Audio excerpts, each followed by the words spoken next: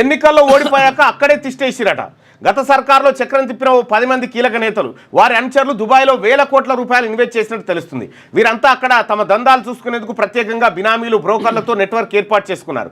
పర్యవేక్షణ కోసం నెలలో కనీసం 3-4 సార్లు ఈ నేతలంతా దుబాయ్కి చెక్కర్లు కొట్టి రావడం శరా మామూలు అయిపోయింది.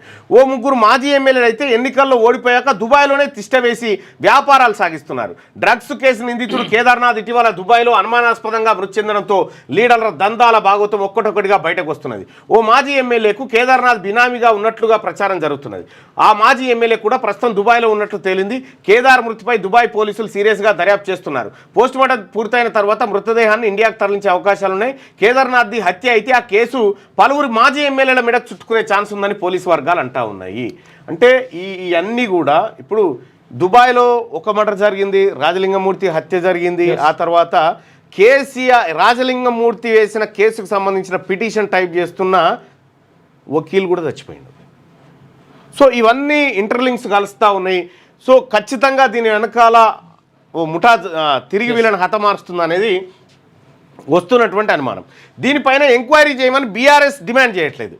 అవును, బీఆర్ఎస్ పార్టీ డిమాండ్ చేయట్లేదు. ఇదే అంశాన్ని ముఖ్యమంత్రి రేవంత్ రెడ్డి అలాగే ఇతర కాంగ్రెస్ పార్టీ నాయకులు ఆరోపిస్తూ ఉన్నారు. మరి వీళ్ళు ఎట్లా చచ్చిపోతూ ఉన్నారు వాళ్ళంతలా వాళ్ళు అనేది ఎంక్వైరీలో తేలాల్సినటువంటి అంశం. అయితే ఈ బినామీలందరినీ ఇప్పుడు చంపేస్తున్నారా అనే ఒక చర్చ జరుగుతుంది. చాలామంది బినామీలు భయంతో ఉన్నారట ఇప్పుడు.